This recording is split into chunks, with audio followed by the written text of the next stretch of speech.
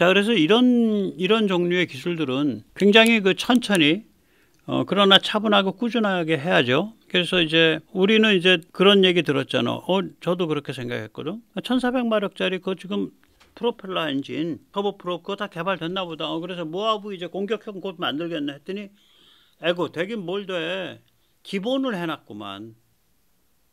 그래서 올해 10월부터 이번 달부터 비로소 항공엔진 시제품 풀세트를 이제야 만드는 거예요. 이때까지는 부분을 만들어 봤어. 이제야 만들어서 그거가 그 비행체에 부착할 만한가 안 한가 테스트 다 하는 게 앞으로 4년 걸려요. 2028년 10월까지. 그럼 그거 끝나야 그 다음에 그 괴를 들어다가 모하브에 붙일 거 아니야. 그래야 모하브 무장형이 나오잖아요. 수입 엔진 가지고는 캐나다 프라이드 앤 위트니에서 수입한 PT6A, 67A 가지고는 무장형을 못 만들어요. MTCR 때문에. 그러니까 우리가 2029년까지 만들어진 모하브, 그게 뭐 5대가 만들어지든 10대가 만들어지든 그 모하브는 정찰형이에요. 이게 돼야 무장형을 만들 수 있어요. 이 바닥이 이래요. 하나하나가 그 산이 높은 거예요. 그래서 이제 이 산을 근데 하나씩 차분하게 계속 넘어가고 있어서 이걸 언젠가 이렇게 넘다 보면은 이 중국이 우리를 죽을 자리로 몰아넣은 덕에 우리가 이렇게 이 뱁새 황새 게임 하면서 이걸 꾸역꾸역 넘어가고 있기 때문에 언젠가 가면 우리가 고지에 도달해 있을 거예요. 지금보다 더 큰 고지에. 자, 그런 의미에서 이제 그 한미 군사 동맹을 이제 저는 다시 한번 해석을 하는데요. 이번에 이제 이스라엘이 이란을 팬 것도 그죠. 이스라엘이야 중동에 있어서 미국의 특급 군사 동맹이죠.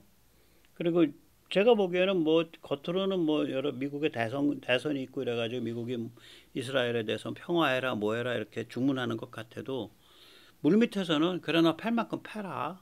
그래서 중동을 다시 바로 정돈해라. 어차피 지금 러시아가 중동에서 철수했다. 걔들 중동에서 방 뺀 상태니까. 그리고 미국은 또 국제 그 에너지 시장은 중동에서 사단이 벌어져도 거의 꿈쩍도 안 하니까 그냥 이번에 차제 중동 정리하자 이렇게 전 판이 가고 있다고 봅니다.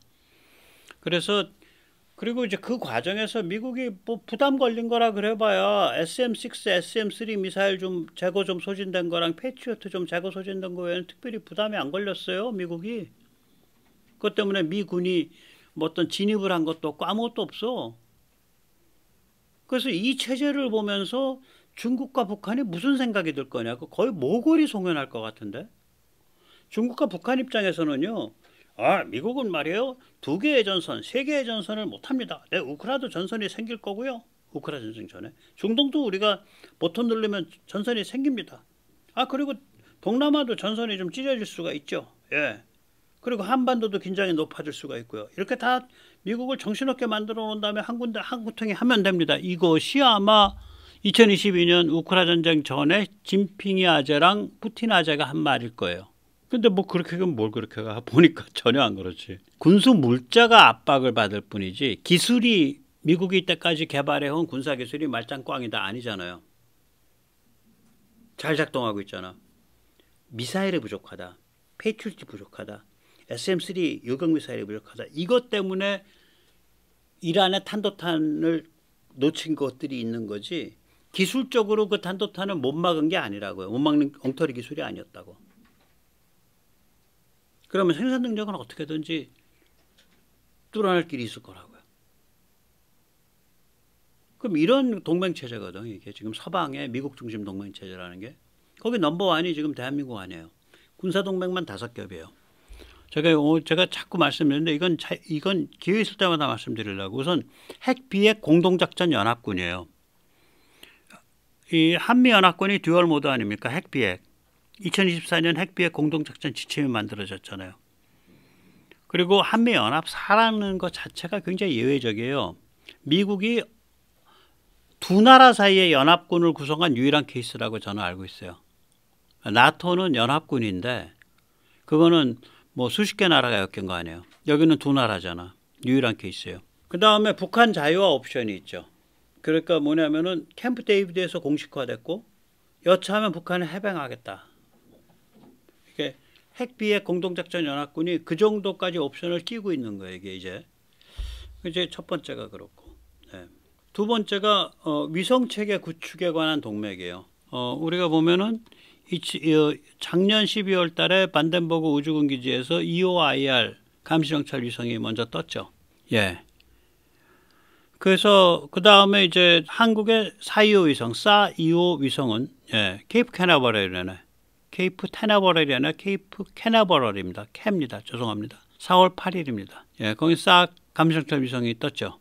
그리고 올해 안에 또 SA가 뜹니다. 두 번째 SA가.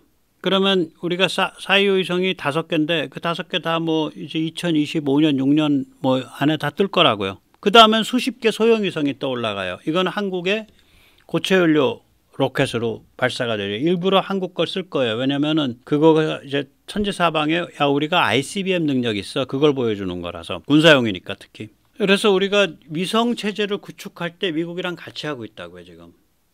K 위성 체제를. 그 다음에 이제 세 번째가 뭐냐면 MD 연동 및 위성 감시 정찰이 연동이 되고 있죠. 제가 거듭 말씀드리지만 미 우주군이 파병되어 있는 유일한 나라입니다. 한국은. 미국이 뭐 박근혜 정부, 문재인 정부 초기, 문재인 정부 때도 그랬어요. 뭐냐면 야, 그 한국 말이야. 유난 좀 떨지 말고 말이야. 우리 MD 사서 써. 그냥 이거 뭐 개발한다고 해서 성공한다 보장도 없고 말이지. 이런 식이었다고. 근데 미사일도 제대로 잘 만들었지. 그 다음에 에이사 레이더 제대로 잘 만들었지. 에이사 레이더 가지고 MFR. 그러니까 MFR이라는 건 뭐냐면 일반적으로 그냥 감시를 하기도 있고 그 다음에 뭔가 수상한 물체가 있으면 일반 감시는 감시대로 유지하면서 또 몇 개 모듈을 떼내 갖고 그 수상한 물체의 탄도를 추적을 하고 그 다음에 또 다른 기능으로는 걔를 조준해야 될 거 아니에요. 락온 해야 될 거 아니에요. 요격하겠다라고. 그래서 조준한 다음에 그 조준에 의해서 발사된 미사일을 지령 유도로 해줘야 될 거 아니야. 그 상대방 탄도미사일의 그 부근까지. 이런 여러 기능들을 하나의 레이더가 하는 거죠. 그걸 MFR이라 그럽니다. 다기능 레이더라고 합니다. 감시, 탄도 추적, 궤적 추적, 그 다음에 조준하고 지령 유도해주고 뭐 이런 여러 가지 기능들을. A사가 되면 각 모듈이 각각 다른 역할을 할 수 있기 때문에 그걸 할 수가 있어요. A사 레이더가. 예. 그래서 뭐 그러니까 그 전파 자원을 이렇게도 쓰고 저렇게도 쓰고 마음대로 쓸 수 있는 거죠. A사가 되면. 그래서 이 MD라는 건 결국 눈과 미사일인데 눈이 결정적이거든 이게. 우리가 그렇게 한국에 눈을 제대로 만들지 몰랐지 미국이. 그러니까 야 인마 그 되지도 않을 거 우리가 은행 가서 이랬었어요. 그게 몇 년 안 돼요 바뀐 지가. 그리고 그 바뀌었다라고 공개된 게 윤석열 정부 들어서예요. 그래서 윤 정부 원년에 MD를 연동하기로 결정을 했고 결정하면서 바로 우주군을 한국에 파병키로 결정을 했고 그러니까 바로 파병을 2020년 연말에 했어요. 그리고 나서 연동은 그동안 그 파병된 사람들이 한국이랑 열심히 일을 해서 그걸 맞춰냈어. 그래가지고 연동은 그로부터 1년이 지난 2023년 말부터 됐어요. 그건 윤 정부가 잘한 거예요. 엄청 잘한 거예요. 근데 이게 이제 우리랑 무슨 관계가 있냐면 미국 위성이 진화하고 있단 말이에요. 미국 위성, 어제의 미국 위성은 탄도미사일이 발사됐다 안 됐다를 감지하는 거예요. 이게 이거예요. 옆에. 스버스라 그러는 거죠. 스페이스 베이스드 인프라레드 센서 스테이션인가 그래요. 그러니까 우주 기반 적외선 감시 위성 체제 뭐 이런 식의 한 열댓 개 가지고 해요. 그런데 지금의 미국 위성은 뭐냐면 HBTSS라 그래가지고 초음속 및 탄도미사일 궤도를 추적해내요. 위성이. 앞에 거는 지금 평양 뭐에서 좀 순천 비행장에서 탄도미사일이 떴어 라고 떴다는 걸 감지하는 거고 어제 거는 오늘 거는 떠서 얘가 이렇게 궤도가 이렇게 나오는 것 같아 라고 궤도를 추적할 수 있는 거예요. 내일은 뭐냐 벌써 이게 지금 부분적으로 구축되고 있는데 뭐냐면 지상 해상의 이동 표적을 좌표를 찍어요. 저 배가 저기 가고 있네. 저기 위도경도 고도 얼마야. 그래서 이걸 GMMTA라고 이름을 붙일 수 있죠. Ground and Maritime Moving Target Acquisition 혹은 Moving Target Indication. 둘 다 똑같아요. 좌표 찍기야. 위성으로. 우리도 이 체제를 작은 규모로 하는 거예요. 한반도랑 저기 만주, 시베리아, 중국 연안, 남중국해 이렇게 작은 규모로 하고 있는 거 우리도 이거를 그렇게 지금 그걸 미국이 위성 띄우고 이런 걸 도와주고 있는 거고. 예. 그래서 이렇게 되는 거지. 그러니까 그 전에는 높은 궤도에서 몇 개 안 되는 위성만 가지고 평양 부근에서 지금 탄도미사일 발사 불빛이 들어왔다 안 들어왔다 그것만 아는 거야. 그러니까 발사됐다 안 됐다. 근데 아까 그림처럼 지금처럼 이렇게 가면 내일의 위성은 뭐냐면 낮은 궤도에서 촘촘히 박아가지고 탄도미사일의 궤적을 계산할 뿐만이 아니라 드디어는 땅과 바다 위에서 움직이는 표적의 좌표를 찍게 되는 거예요. 그리고 이제 네 번째가 링크 연동이죠. 두 개의 상호 모순적인 요구가 있어요. 링크 연동에는. 첫 번째 요구는 뭐냐면 한국의 육해공 우주전력 사이의 통신이에요. 우리 국군 내에서 육해공군 다 잘 엮이자. 그건 신나게 할 수 있지. 우리가 막 통신 장비도 만들고 전투기에 들어간 통신 장비, 탱크에 들어간 통신 장비, 장갑차 들어간 통신 장비 다 만들고 신나게 할 수 있어. 그런데 미국이랑 같이 움직여야 되잖아. 한미연합군이잖아. 이거 어떻게 해야 되냐. 그래서 이 그림을 보면요. 이 그림이 한 작년쯤 나온 그림일 텐데 한국 공군전력은 기본적으로 링크 16을 써요. 미국 공군전력도 링크 16. 미국 걸 쓰는 거예요. 네. 미 해군 쪽은 링크 21을 쓰고 있는 거고. 그래서 걔들이 어디로 연동이 되고 있냐면 한국 쪽에 게이트웨이랑 연동이 되는 거예요. 링크 16과 링크 12가. 링크 22가. 그리고 걔들은 또 직접적으로는 중형 함정이나 대형 함정은 링크 22를 직접 받아요. 또 아주 큰 함정들을 링크 16도 받아. 워낙 조단위 플랫폼이니까 함정이라는 건 멀티링크로 받는 거지.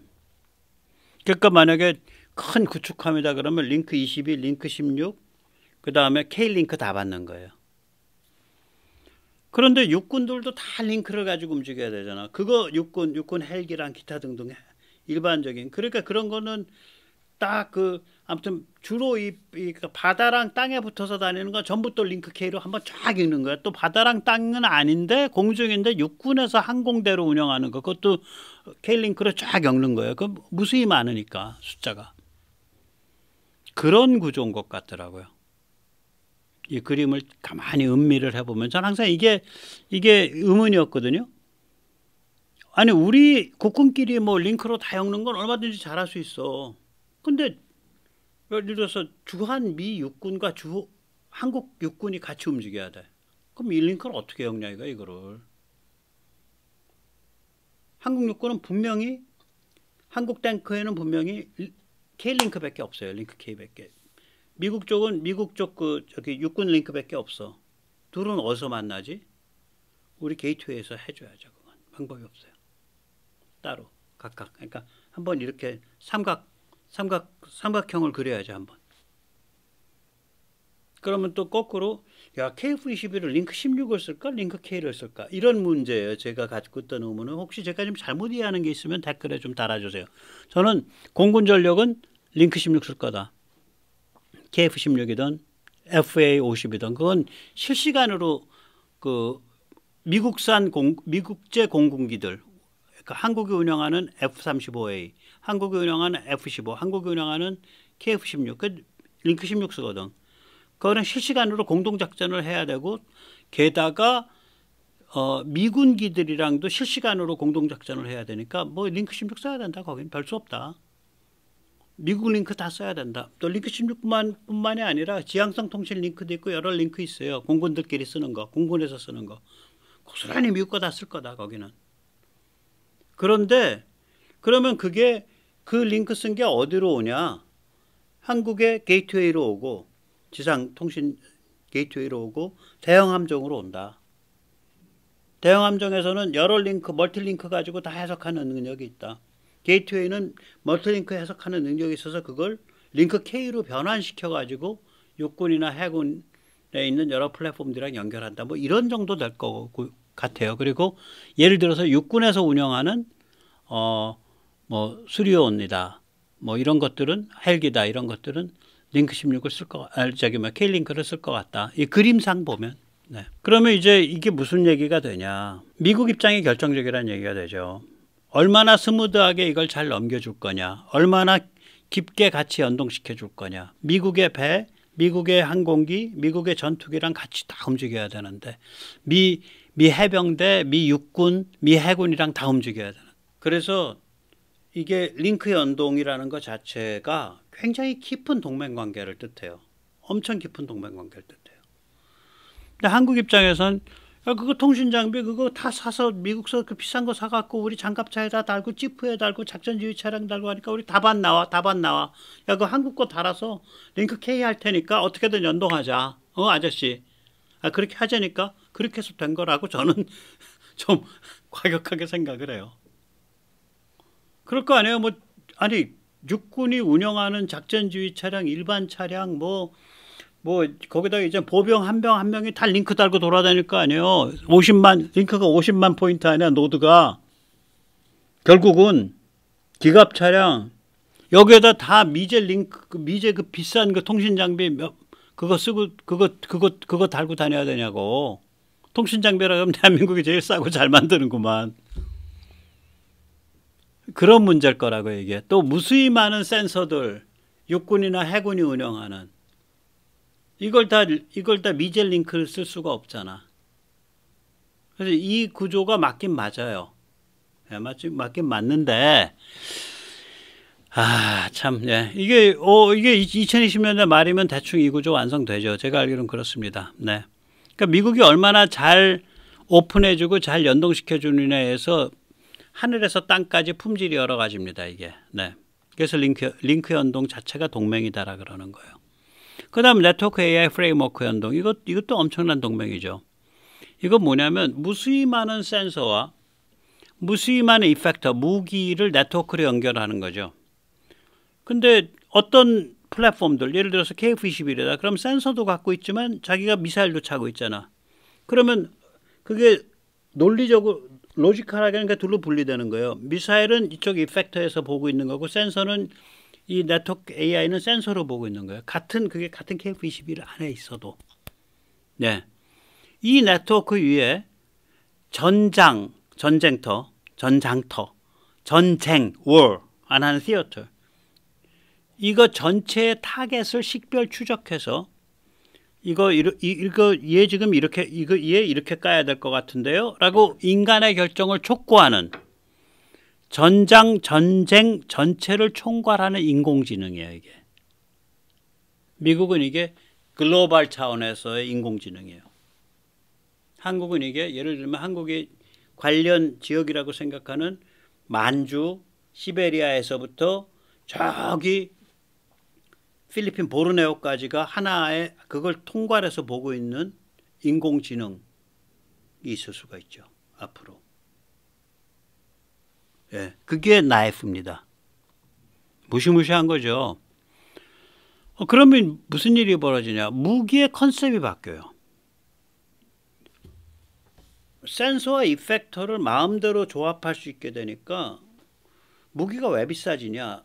하나의 무기가 센서도 갖고 있고 이펙터도 갖고 있고 해서 그냥 모든 기능을 그 안에 다 때려 넣었어. 그냥 고급으로. 그런 무기가 점점 비싸져요. 근데 센서 따로 돌아다녀, 이펙터 따로 돌아다녀. 그러면 이제 싸지기 시작해. 그 다음에 협동형 적합 플랫폼이 가능하잖아요. 허접한 드론인데 뱃속에다가 미사일 들고 날아 올라가서 쏠 수 있는 애. 명령받아서. 그래서 무기 컨셉이 바뀌는 거예요. 그러면 한국은 서방 국가 중에 진심으로 나이프를 추구하는 거의 유일한 나라예요. 지금 이란 그 비행기 한번 100여 대 떠갖고 패니까 꼼짝 못 하잖아요. 여기서 대형 사고 나면 하룻밤에 비행기 100대 떠갖고 팬다고 뭔 그렇게 쉽게 안 끝나죠. 그 다음부터는 세계대전급 사건이 일어나죠. 동북아는, 동아시아는. 그래서 이스라엘도 이러진 않아요. 이렇게 대부분은 미국의 나이프에 의해서 움직이는 센서 및 이펙터 운영국에 그치거나, 그러니까 나이프는 미국 거고 지금 우크라 혹은 앞으로 폴란드, 미국에서 오다 받아갖고 무기 때리는 거예요. 좌표 찍어준 대로. 예를 들면 우크라 같은 경우 미국이 좌표를 제대로 살벌하게 찍어주면 전과가 확 올라가는 거고, 미국이 좀 힘을 빼면 전과가 쭉 떨어져서 수비전이 되는 거고. 애처로운 거죠. 한국이 싫다는 거 아니야. 내 눈 갖춰야겠다는 거야. 내 뇌수. 그러나 다른 나라들은 그렇게까지 안 해도 살아. 그러니까 우리는 다른 나라들은 우리는 그냥 센서 적당히 하고 우린 또 이펙트 적당히 해서 우린 그냥 수동으로 보고 있을게. 우린 뭐 인공지능까지 안 가도 대충 수동으로 보면서 살지. 이렇게 절박하지 않거나 규모 자체가 작아서 인공지능 자동화가 무의미한 수준이에요. 대부분은. 자동화한다는 게 자동화가 더 어렵지. 돈 더 많이 들고 관리 더 힘들고. 아니 예를 들어서 내다볼 수 있는 레이더 3개에다가 뭐 레이더 3개 운영하는 나라야. 미사일 30발 운영해. 그런 나라가 이걸 자동화해서 뭐예요? 센서라고 해서, 근데 센서가 종류별로 다 깔려갖고 이게 센서가 한 5,000개, 6,000개, 10,000개가 되고, 그 다음에 공격무기가 종류별로 다 깔려서 이게 한 10만 개 된다. 이러면 이제 자동화가 필요하죠. 그런 거죠, 이게 게임이. 그래서 미국 나이프와 K-나이프가 연동하는 일이 벌어질 거라고 봐요. 이게 진짜 연합군이죠. 그리고 그때 어느 댓글에 아주 좋은 분이 써주셨는데, 이 육군 쪽은 이미 이게 진행하고 있다. 누구를 이렇게 통합해서 하나의 전장 인공지능을 만드는 일이, 그러니까 일이 벌어졌을 때, 평소가 아니라, 평소에는 각각 따로 노는 것 같은데 평소에 연합훈련을 하고 연동훈련을 해서 일이 벌어지면은 한반도 정구역 안에서 딱 결합을 시켜버리는 거예요. 네, 그런 식이죠. 그래서 이제 트럼프 등 파퓰리스트 고립주의자들한테 좀 권하고 싶은 말이 있죠. 예, 한국의 가치와 역할을 좀 직실하세요. 예, 그 말을 하죠. 일단 억제를 이 중국 심장부 베이징 일대를 겨냥하고 있는 전략 요충지죠. 아니 그냥 보면 알잖아. 서울에서 베이징이 한 900km, 1000km밖에 안 나오잖아요. 만약에 한반도 통일되면 신의주에서 베이징 600km예요. 저런 자리가 어딨냐고. 없네. 중국 공산당은 자기들 우주는 베이징인데 샹하이에서 100만 명 죽어도 눈 하나 깜짝 안 해. 베이징 종란하에서 1000명만 죽으면 울부짖어요. 그래서 그런 애들이에요. 두 번째 억제는 뭐냐면 아니 군사 요충지면 오케이 전략 요충지야. 그러니까 미군 가면 되겠네. 미군 많이 올 필요도 없어. 있는 것만 유지하면 돼. 한국 스스로 점점 더 강력해지고 있는 반중 마인드 자주국방 역량이 있잖아요. 나는 지금 지금 윤석열 정부가 사회정치적 위기에 처해 있고 종중 성향의 정파나 정당이 지금 크게 득세하고 있지만 그거 좀 두고 봐야 된다. 그렇게 생각을 해요. 좀 마음 편하게. 예. 전체 지금 흐름으로 보면. 그리고 이 한국을 잘 이렇게 해서 한미동맹 잘 가다 보면 언젠가 찬스가 생기죠. 북한 자유화 찬스가 언젠가 오죠. 그러면은 그게 뭐 5년 안에 오든 10년 안에 오든 20년 안에 오든 그때 북한 자유화 시키면 그 다음에 벌어질 일은 보통 일이 또 아니죠. 중국이 완전히 사회심리적 그냥 대형 쇼크를 받는 거 아니에요. 그래서 우리 트럼프 아재나 이런 분들 포퓰리스트 고립주의자들 정신 좀 차리세요. 뭐 그렇게 너무 장사 속으로만 자꾸 얘기하면 섭섭합니다. 네, 오늘 여기까지 모시겠습니다. 감사합니다.